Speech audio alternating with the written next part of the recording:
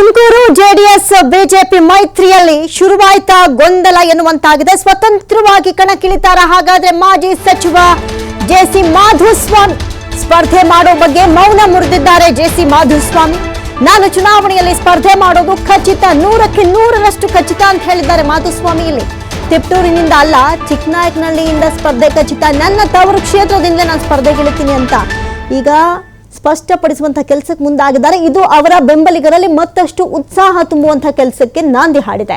Election ಕಮಿಷನ್ಗೆ ಈ ಪಾರ್ಟಿಯಿಂದಲೇ ಸ್ಪರ್ಧಿಸಬೇಕು ಅಂತ ಎಲ್ಲಿದೆ ಅಂತ ಪ್ರಶ್ನೆ ಮಾಡಿದ್ದಾರೆ.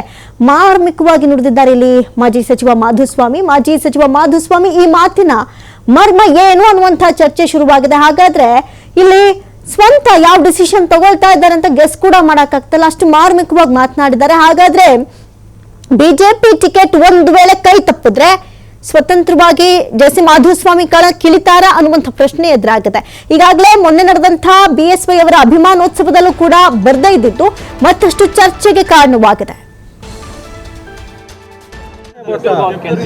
ನಾನು ಚಿಕ್ಕನಾಯಕಳಿಂದಲೇ ಸ್ಪರ್ಧೆ ಖಚಿತ ಗ್ಯಾರಂಟಿ.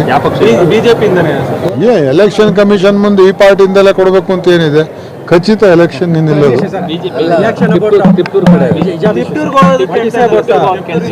ನಾನು ಚಿಕ್ಕನಾಯಕಳಿಂದಲೇ ಸ್ಪರ್ಧೆ ಖಚಿತ ಗ್ಯಾರಂಟಿ.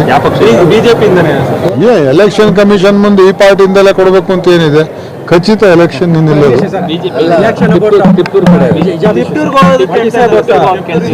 ನಾನು ಚಿಕ್ಕನಾಯಕಳಿಂದಲೇ ಸ್ಪರ್ಧೆ ಖಚಿತ ಗ್ಯಾರಂಟಿ.